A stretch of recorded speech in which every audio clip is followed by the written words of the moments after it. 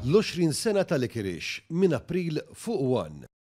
Il-Prim Ministru Robert Abela wieġeb fuq diversi temi mal-ġurnalisti dwar is-sitwazzjoni fl-Ukrajna u l-Vant Nofsani. Dr. Abela kien ċar għalli Malta tibqa' vuċi b'saħħitha favur il-paċi u l-waqf immill-ġlied b'mod permanenti fl-Ukrajna u anke l-Vant Nofsani. U nnota kif il-President tal-Parlament Ewropew Roberta Metsola aktar moħħa fil-karriera politika u l-avvanz personali tagħha, iżda hawn qed nitkellmu fuq saħħet u ħajjet in-nies. Żied jgħid li pajjiżna se jerġa' jilqa' għal kura tfal Palestinjani li ndarbu fil-konflitt f'Gaza. Gburi li rġajna ħanġibu tfal mill-Palestina biex nikkurawhom ġewwa pajjiżna. Però meta nara tifla kif se naraw fil-jiem li ġej li tilfet għajnejha minħabba dan il-ksuħat fuq livell politiku li qed isir, minħabba dal-egoizmu, minħabba li ħadd mu kapaċi jiddeċidi dak li huwa tajjeb biex ma nurtawx lil xi ħadd jew lil ħadd ieħor.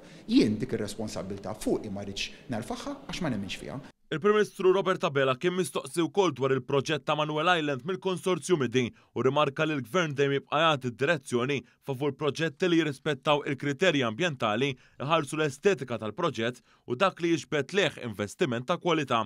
Għalli dan il-proġett jista' jkollu dan il-potenzjal iżda nnota kif jibqalu riservi dwar kif kienet ingħatat l-allokazzjoni ta' dik l-istess art fi żmien Gvern Nazzjonalista.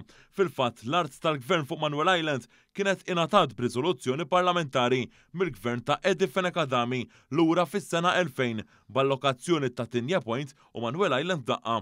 Il-kundizzjonijiet tal-konċessjoni, il-mod kif ingħataw l-artijiet, il-master plan li kien sar, il-modifiki għalih, dak li ġie permess isir lilin mill-kuntratt sa' il-Prim Ministru u jinnota kif dan kollu jikxef l-ipokrezija ta' min illum jitkellem differenti minn meta kien fil-Gvern. Għalli rabtiet kontrattwali li kienu saru huma li huma u jekk il-Gvern jikser minnhom, il-pis jispiċċa jerfu l-poplu. Innota wkoll kif l-ambaxxatur tal-Gvern Malti fil-UNESCO talab assessjar tal-impatt ambjentali biex l-iżvilupp jirrispetta kriterji ambjentali u l-wir storiku.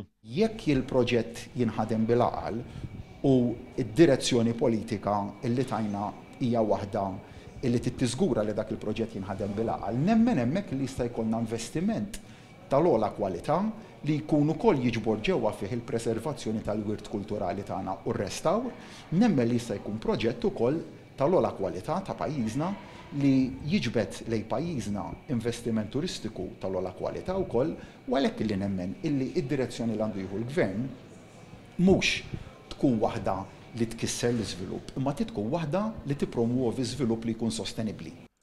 Il-Prim Ministru kien mistoqsi wkoll dwar ir-ritorn ta' Rozzien Kutajjar fil-Grupp Parlamentari Laburista u nnota kif persuna li mbatturi s-soba ġenwina u tkun diġà ħalset bir-responsabilità li refet wieħed ikun ħaqqu it-tieni ċans. Brabta mal-ħatra ta' President ġdid għalli d-diskussjonijiet għaddejjin fi spirtu kooperattiv u jinsab fiduċjuż li ntlaqa qbil.